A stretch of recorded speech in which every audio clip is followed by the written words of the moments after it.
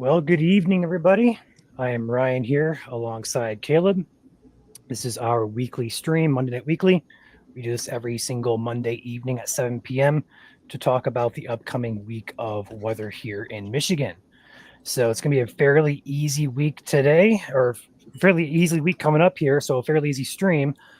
So we're going to go ahead and put our winter forecast opinions out there tonight. We're going to have official write up with maps and all that tomorrow. So what you guys are going to see tonight is a very brief preliminary look at that, in addition to the upcoming week of weather here. So starting with our temperatures based out of the center of the state in Lansing, we're looking at a very warm start to the week here into the 80s today. Many areas across Michigan getting into the 80-degree mark. We had many areas in the upper 70s, so we're pretty warm for October standards for sure. Tomorrow will be a repeat of that until we get to Wednesday and Thursday. We're going to drop back off into the 60s and potentially into the 50s there.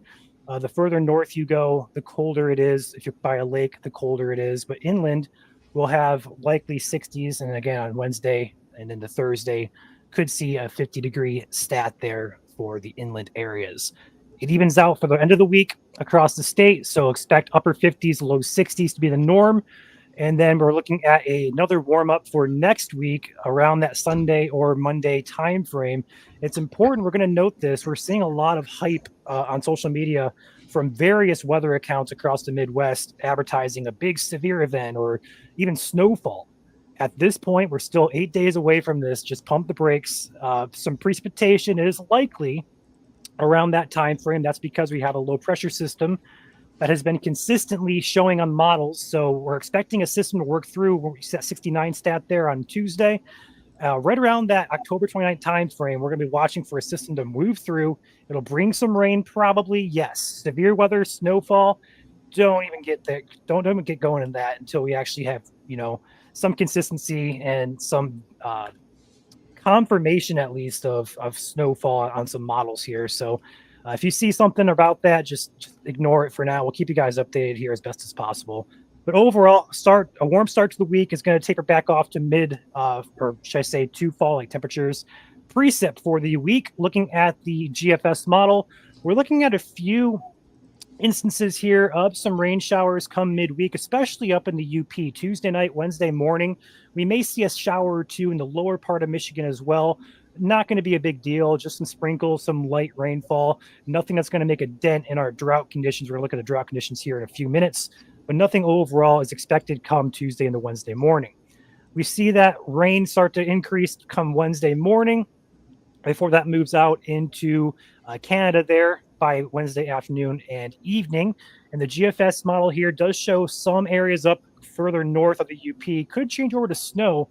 Overall, not concerned for that right now. Should just be a rain event for you guys up there in the UP. Excuse me. And then we move to the end of the week. We're looking at a very calm end of the week here. Could see some showers spark back up. And then as we talked about, the end of the week into that Sunday, Monday, Tuesday time frame, some more showers definitely possible here as this low pressure system develops off to our west. Here's that area, that time frame right here. There's a bunch of rain coming through. Now, if you notice all these little black lines, those are isobars, and the tighter they are, the windier it is. But also, we see a low pressure system sitting just off to our north that has a cold front dripped across here. And that's what we're kind of watching come early to mid next week. That could spark definitely probably some showers, but that also could spark some chances for some thunderstorms, especially if that low pressure takes a northward track. Overall, I would not expect this to be snow. I think the models are a little bit, too, what's the word, bearish on it, bullish. What's the term for being too aggressive? But overall, definitely some rain, potentially some impactful rain coming in as we do have a drought condition as well. But overall, a nice week, some rain chances come Tuesday night into Wednesday. And again, potentially some showers on Friday. And then the next big rainmaker comes for the early part of next week. We'll talk about that as we get closer. So overall, that's your temperature and precip.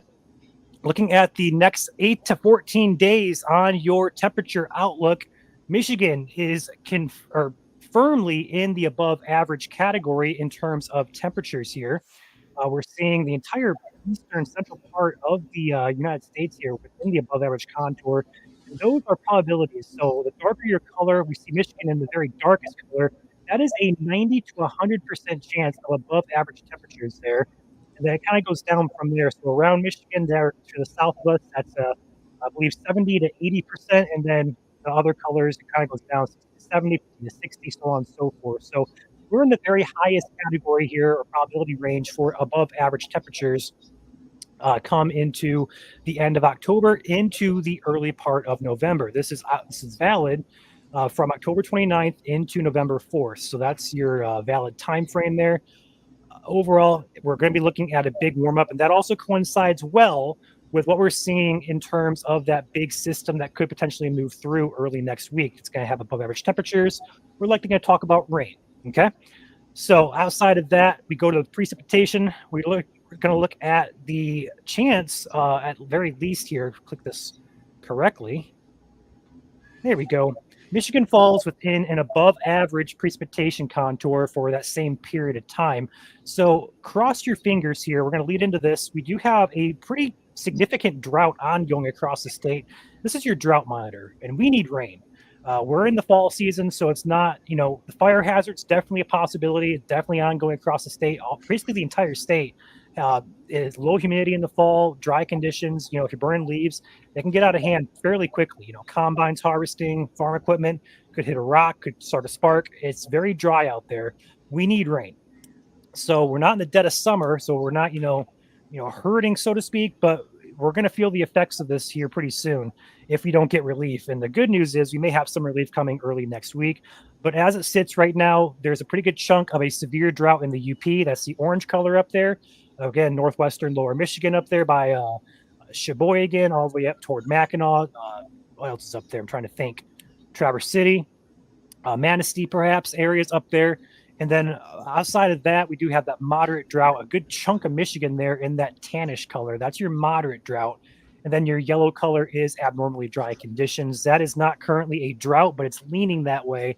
It will likely continue to shift into the drought conditions if we don't get anything major to break this drought. So outside of that, there is a very teeny tiny sliver in Lenawee County down by Riga that has been in an extreme drought. That continues. It's very hard to see, but it's a very, very, very small red zoned area. I guess I was going to try and zoom in on that, but I guess I can't. But overall, outside of that area, there is a couple other areas that need rain. The entire state needs rain, basically, but the most extreme areas there, definitely in orange. And again, there's a little bit of an area there in Lenawee County, as well as Hillsdale and Monroe there as far south as you can go before you hit the border. That is your drought conditions. We now are going to move into our winter outlook. Me and Caleb and Alex coincided, or should I say collabed, on some graphics for you guys. Now, these are not going to be posted on our page until probably tomorrow, if not Wednesday for you guys. So we have a couple days out from this, but overall, we have a good idea of what we're kind of thinking in terms of your winter outlook. So starting with the precipitation, we're going to be looking at the entire state being in an above average precip area. We expect to have above average in terms of precipitation. That is because the pattern we're going into, now we're not going to go in depth. We're going to go in depth on this a little bit later on, but the very brief synopsis of this is we're looking at what we call teleconnections, Arctic oscillation. There's a bunch of stuff that goes into this. We're seeing it all kind of come together. Historical analog years kind of match. We're seeing an above average year for precipitation. What does that mean, though? You may think it means above average snowfall, but pump the brakes on that. I'm going to talk about the temperatures here. We're leaning above average in terms of our temperatures, so expect temperatures to be just, about normal, perhaps leaning above average at times. But the overall synopsis of this is there are going to be periods of what we're going to call bursts of cold air, and that is because we have certain conditions that kind of lock the air up in Canada, and it's going to really heavily depend on how long that cold air can penetrate south. So overall, we're expecting near normal snowfall, and that is because we're not entirely sure we're going to have long-lasting cold air that could all fall as snow. We may have periods where we're looking at 30, 35 degrees, 40 degrees at times, and that's not conducive to snow. So overall, we're looking at above average precip, but near normal snowfall just because we're not entirely sure of those temperatures at various times. We're also a few months out from this, so things could change. We're basing this solely on a forecast known as the ENSO phasing, El Nino, La Nina. Some of you guys probably know what we're talking about, but the overall forecast of this is now on your screen. So that black bar in the center of the screen is basically 0.0. That's your ENSO neutral phase. That line below that, or the lines below that black line, that's La Nina, and above it would be El Nino. So we're seeing the forecast on these models here, looking at a very weak La Nina come into November, December, January, and February, and it continues until it kind of trends back into the neutral phase. It's not a very strong La Nina, but it's a weak La Nina, almost neutral. So we're going to have to keep an eye on that. If it kind of varies and fluctuates, that also affects other conditions, ocean temperatures, especially in certain areas we kind of look for. We call it the NAO, the NPO. There's so many different variables here. But the takeaway that you guys need to know is this is going to be heavily dependent on how this ENSO kind of trends. And right now we're looking at a weak La Nina. If that continues, the forecast we just showed you guys is valid. We do expect there to be above average temperatures, leaning above average temperatures, and then also above average precipitation. But again, we're just not sure how long we can get that cold air to stick around. It could come in bursts, 5-10 day bursts, and then it could trend back warmer and so on and so forth. So overall confidence is low, but this is what we're kind of thinking at this point in time in terms of your winter outlook. So overall takeaway, near normal snowfall, leaning above average temperatures, and it should be above average precip overall as we head into winter 24 and 25. With that being said, that is all I have tonight to share with you guys. I don't have my fan on me, so I am about to start sweating. It's hot today, 82 degrees here at my house here in Lenawee County.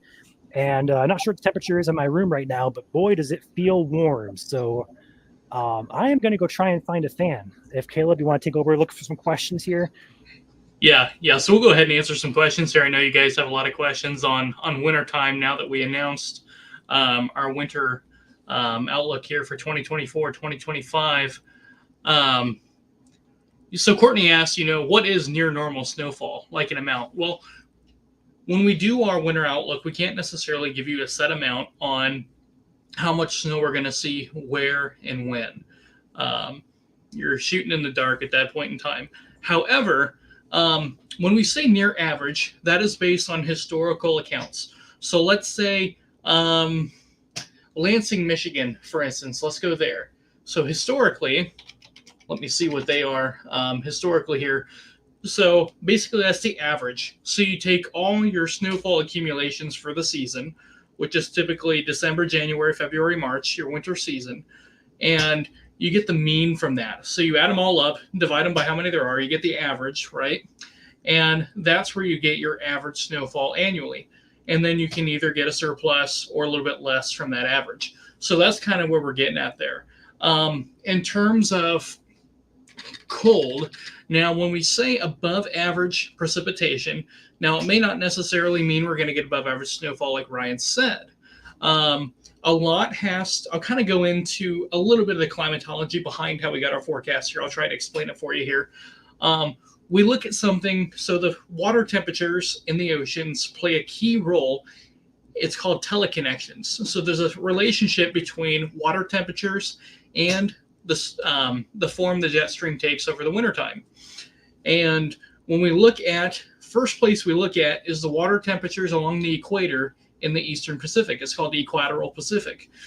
Those temperatures play a key role in jet stream formation over the course of our winter. When we see those typically go below average, that is termed a La Nina. When those water temperatures are slightly above average, it's termed an El Nino. Recently, through the summer, we have been at what's called a neutral phase, which is average. Right now, water temperatures are starting to get a little bit cooler, only by a half a degree to a degree, not really that substantial. With that being said, we're not really looking at a very strong La Nina. So you have waters a little bit cooler than average along the equator, but if you move further north in the Pacific towards the Aleutian Islands of Alaska, those water temperatures are very warm. They're above average, and that area is called the NPO, or Northern Pacific Oscillation. And that's just basically a blob of water around the Aleutian Islands across the Northern Pacific.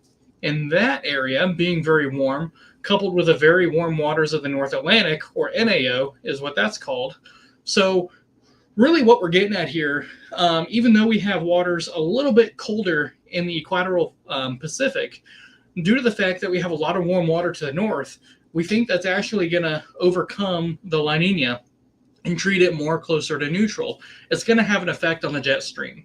It's going to play a role on where our areas of high pressure set up. Here's a great example Ryan has of what a typical textbook La Nina pattern looks like. Typically, what this pattern allows, it allows your polar jet stream, that's your polar vortex, or Arctic oscillation is what's that called, or AO, and allows an area of high pressure to develop right over the or towards the Aleutian Islands. That pushes your jet stream really far north. It pulls all that cold air down right across the Great Lakes region. That is your snowmaker. All of your weather systems ride that jet stream down and across the lower Great Lakes, and that brings us a lot of snow. However, based on the really warm waters of the Northern Pacific, really warm waters of the Northern Atlantic, it's just where and when that area of high pressure will set up. If it does, what position the jet stream is going to take. Are we going to get that cross-polar flow that will allow that cold air to come down out of Canada into the U.S.? Are we going to get that, and for how long? Those are questions we don't know yet. We can see trends, but right now we see that blocking period setting up for short periods of time that'll allow for brief bursts of cold air into our region, but we also don't see a lot of sustainability in that. We think there's going to be some flexibility or some times when, winter, it's called phases. So the polar vortex goes through phases called a negative phase and a positive phase. A negative phase is what the picture of Ryan had up there, where you had really big wavy flow. It's called meridional flow, where you have a big ridge over the Aleutian Islands, comes diving down into the Great Lakes region and then back up towards Greenland.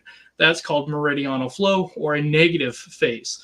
Negative means snowy or active, typically in wintertime for us. But when it switches positive, that purple line is more flat. It's more linear. It's zonal flow.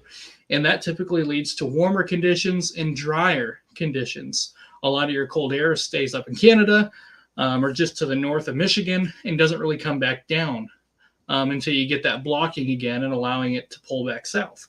So we expect some bouncing back and forth in that. And the water temperatures in the oceans really play a key role in that, but there's also a lot of other factors that play a role in that as well. I won't get into all those for the sake of this live stream here tonight and for the sake of time. But in a nutshell, that's really what we look at. We look at the water temperatures in the Atlantic, Pacific. We look at, trends in the stratosphere. Stratospheric temperature has a big role in how the jet stream plays. Is it going to be stable? Is it going to be unstable, really active? We look at that as well. And all those factors being taken into consideration is where we get our outlook at. And right now we are trending temperatures right around average, maybe slightly above. Could we have periods of below average? Absolutely. And I guarantee we'll see that. It's just how long will that below average trend stay before it flips back to average or above average? I think it's also important to say as well that average is just that, it's average. So we're not going to have the entire winter, with above average temperatures. We're going to have points that are going to kind of fluctuate back and forth. Yep. But at the end of it all, what we're trying to say is when you take every single day that happens, so to speak, and you take the average of each, it should trend near to just above average in terms of temperature. Yeah. And to give you a rough number on that, average in Michigan, let's say in January, is right around the 30-degree mark, 30, 31 degrees. That's average. So really plus and minus of that is kind of where we're at. So nothing too crazy. Will we see days in the 40s? Yeah, we probably will. Will we see days in the 20s? Absolutely. We're going to get those days. It's just how long will they stay before they leave, before the next pattern moves in. Those are some uncertainties that we'll just have to wait and see how they come together. So bottom line is we are going to see snow this winter. It's Michigan. It's a given. We're going to get snow. It's just how much and when we won't know until those systems pop up on models and we can really dive into the mesoanalysis there to see what we're going to get. But we will get snow. So for you snow lovers out there, we will get it. We got Chandler watching in the building. Perfect. Say hi to Chandler. Chandler's made an appearance, not on stream, but in the comments here. Yeah. Speaking of comments, go ahead and shout people out in the chat here. I have not looked at chat yet. I do see we have a new member, perhaps. Did I miss it? Yeah, we do. So you can go back here. I missed it. I see Um, Alexis this morning. Looks like Alexis became a member. And then there's also another one I thought I missed. I guess I didn't, but okay. Got Courtney, got Jas, Dawn, Julie, Cindy, Cecil, Kaylin. What's up, guys? Good to see you tonight. Yeah, and if you guys have any questions, feel free to put them in the chat here too. Real quick though, while you guys are putting your questions in there, I want to. A lot of you guys have been asking us, what's it going to be like on Halloween? Are we going to get another snow event on Halloween? Well, let's pull up analogs here and really take a look here at what we're looking at down the stream. I know, as earlier Ryan mentioned, we are looking at a weather system moving in here at the end of the month. However, being on the right side of that system, we're in what's called the warm sector. That is where this upper level low is pulling a lot of warm air up from the Gulf of Mexico. That's going to put us in above average temperatures right around Halloween, right around the end of the month.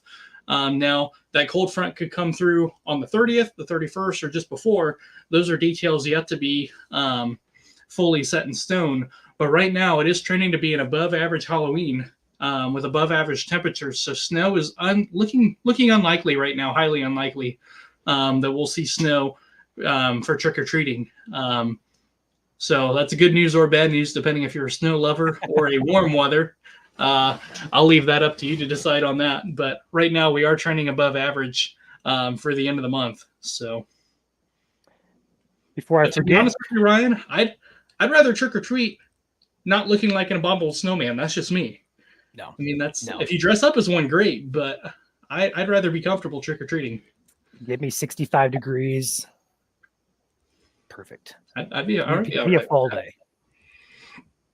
Before I forget, though, I want to shout out our sponsor of the video, Cats Roofing and Siding.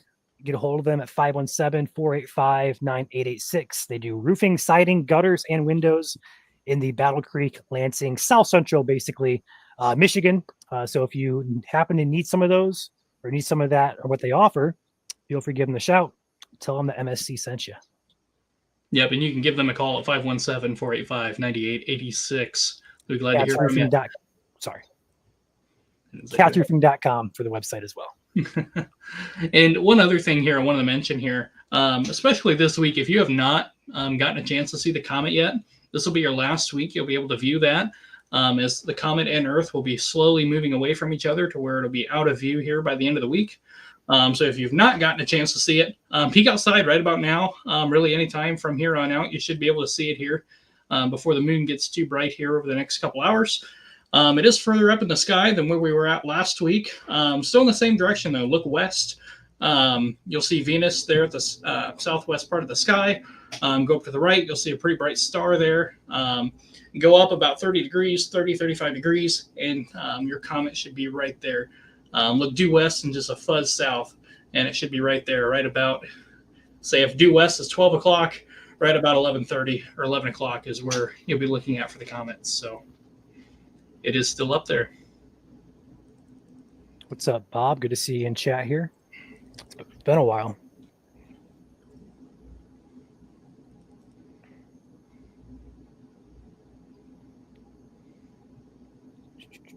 Yeah, it'll continue to get dark, Janelle.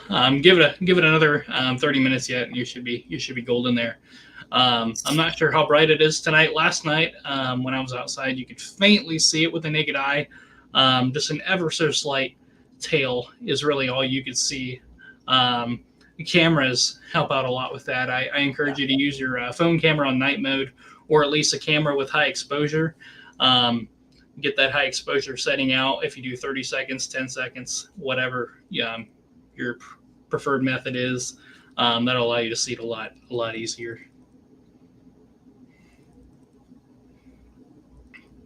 Same method you guys use to catch the northern lights will work on the comets. So yeah, but I do encourage you guys, if you want to see it, I encourage you guys to go out and see it, as the next time it says hello, none of us will be here. So 80,000 years. Yeah, just a few years down the road. Just hopping on, can do a recap. So Crystal, the recap of the week It is a warm start to the week. By Wednesday, though, we're going to start dipping back down to the 60s. By the end of the week, though, upper 50s, low 60s. Rain chances, UP area for Tuesday night into Wednesday. That should clear out. Perhaps a shower in lower Michigan. Not a big deal. And then as we get toward that Friday time frame, same thing applies. A passing shower possible. A bigger system looks to come through early next week. Rain is likely with it. I just a matter of how much, and perhaps some thunderstorms if we can get enough instability to work its way north from the south, from the Gulf of Mexico. If we get enough moisture up here, perhaps a thunderstorm or two. Yeah. Keep an eye on it. But that's our next big chance of rain or perhaps a storm. Yep, and we'll update our forecast accordingly as well as more data comes in. So we got you covered. Yeah, Sophie, give it another few minutes yet. It's still getting a little bit dark outside. Let the sun go down here a little bit longer. By 8 o'clock, you should be golden. Shouldn't have any issues.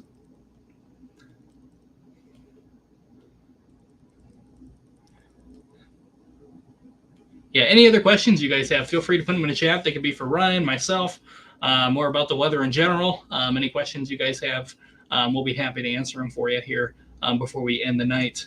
And again, I just want to say thank you guys for joining us. It's a privilege to be able to be on here talking to you guys, hanging out on this wonderful Monday evening. It's been an absolutely gorgeous weekend and a gorgeous start to the week. I mean, really no complaints there. Anytime you get a chance to be above 70 degrees in late October is an A+ in my book. So we'll take it.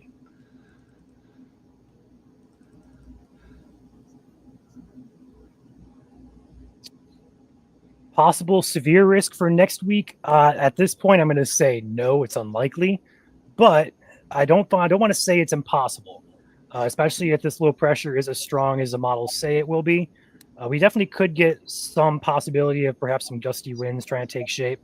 Yeah. Overall, though, we're still 8 days away. We're not going to get specific on that until we have confidence in anything. Yeah. A lot of times when you're really far out, models like to overplay those systems too.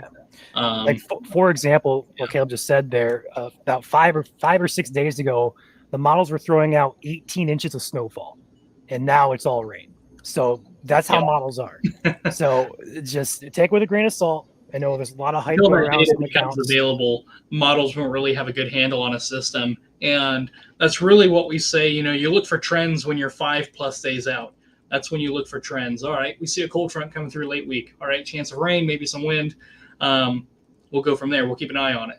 And then once you get closer near term, you're 3 to 5 days out, then you start looking at a little bit more dynamics with the system. You start diving into the data, all right, what do we have? What are we lacking? And then as we get really near term, that's your 1 to 3 days out. That's when you have a lot of the data readily available. Now it's not perfect, but then you can really start to get a better handle or a better grasp on the system. Okay, that's when you start talking exact numbers. All right, we have this, we do not have this, so we're not going to get that. That's kind of where we're at right now. We see it on the forecast models, but right now, forecast models do not have the data available for us to definitively say, yes, we're going to get this versus what we're not going to get. Right. But what is for certain, a cold front is going to come through later in the month. That is a given. When and what details will entail yet to be ironed out. So, yep. Cindy asked a question here. Is there any way to go back and look at storms from certain days? A couple ways you can do that, Cindy. If you remember the date exactly, you can type it in. Just type in SPC Outlooks. They'll have a whole website that's dedicated for the outlooks, the storm reports, watches, warnings issued, stuff like that. Yep. If you have a radar app like Radar Scope, there are ways you can go back to 2021 and look at certain days as well. But without a certain day, we could probably help you if you kind of help us narrow it down in terms of like location, what happened, stuff like that. But overall, if you know the date, I type it down in Google and type in SPC Outlook after that, and it should pop up a website. Yep, and SPC stands for the Storm Prediction Center, if you don't already know that. So that'll help you out there a little bit. Getting a lot of reports in chat, hearing some comments and messages coming in of about a meteor or a fireball in the sky a few minutes ago. That is because we are at the very end of the peak of the, how do I say this? Orionids meteor shower. I don't know the official pronunciation. I probably just butchered that, but we're at the end of a meteor shower. So definitely not surprising. We're still seeing some of those. People think it's just on that specific date, but no, you can see them days leading up to it and after. So it's likely still associated with that meteor shower that did peak on last night. So Yep. So just coming that's out of the peak, but up to 10 an hour are still possible here through tonight. So go outside, look up if you can. You might see a few. Um, should be a good night for viewing those. yep.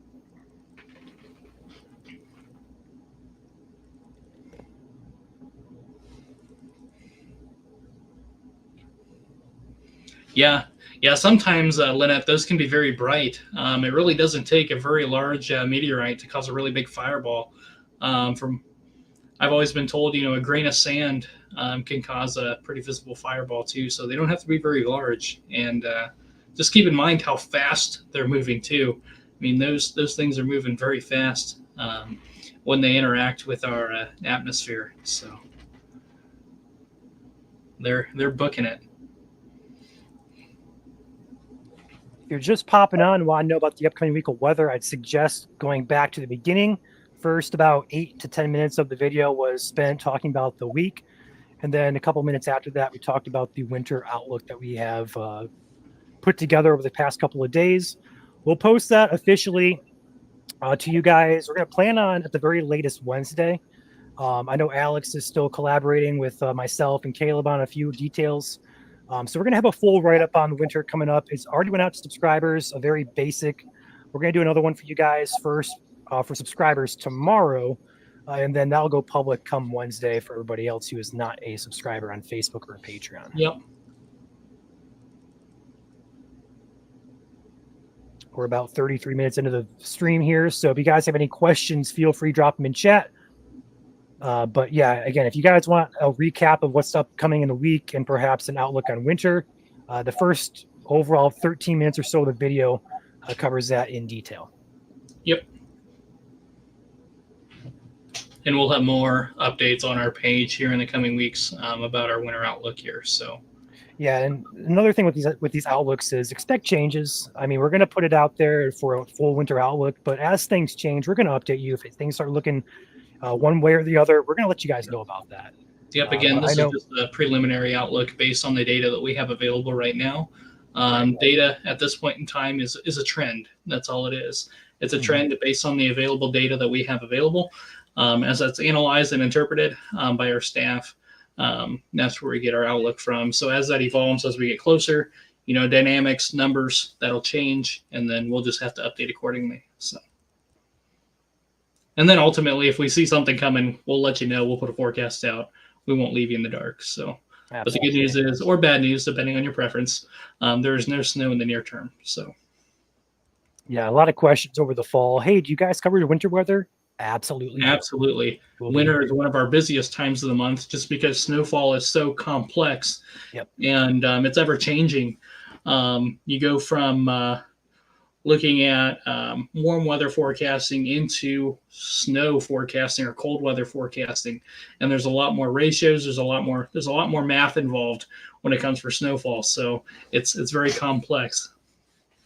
So very busy time indeed. Red Dozer back with 10 gifted memberships. Thank you, Red. Appreciate you. And welcome to the team, those of you just got gifted. Always appreciate it, as always. Thank you. Red has been a long-time viewer here. Appreciate you so much. Yep. All right, we got time here for a couple more questions here. If you guys have any, feel free to put them in the chat here. And we'll be happy to answer those for you.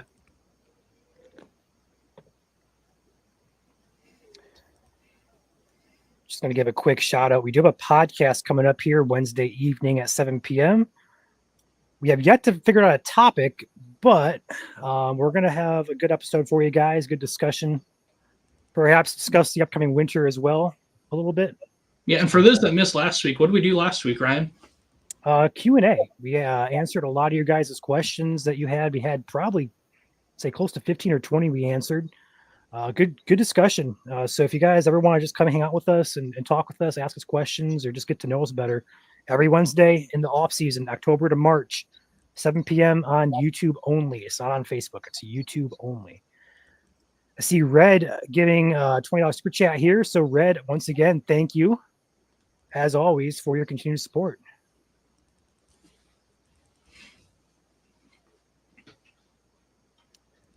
I don't see any more questions coming up here. So we'll probably wrap it up here.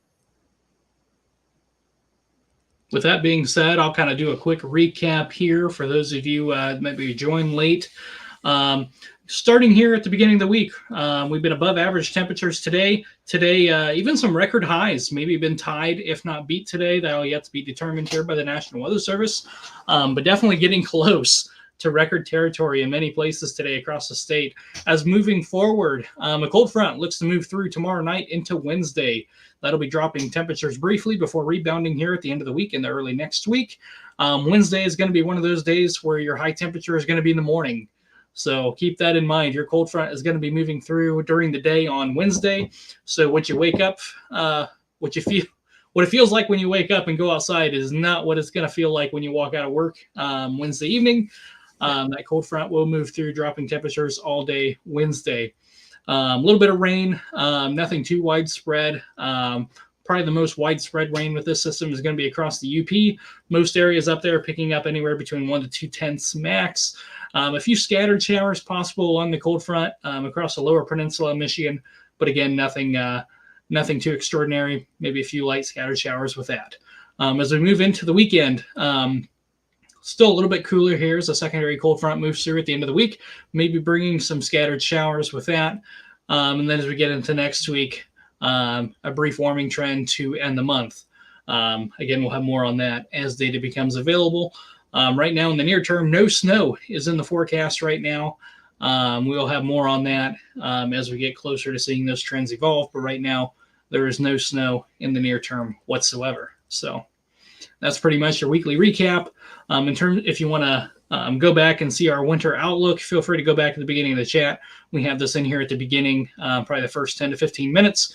We'll have that in detail. And then for our subscribers, we'll have a more detailed synoptic outlook going out tomorrow to you guys. And then for the rest of you guys, we'll have that on our page here in the next 1 to 2 days. So with that being said, thank you guys for watching us. It's always a privilege to be able to put this on for you guys, hang out, answer some questions, and ultimately have a good time. That is what it's about. I do have one more question coming in here. I'll answer that here real quick. Is there a time limit for visibility on the comet? Yes.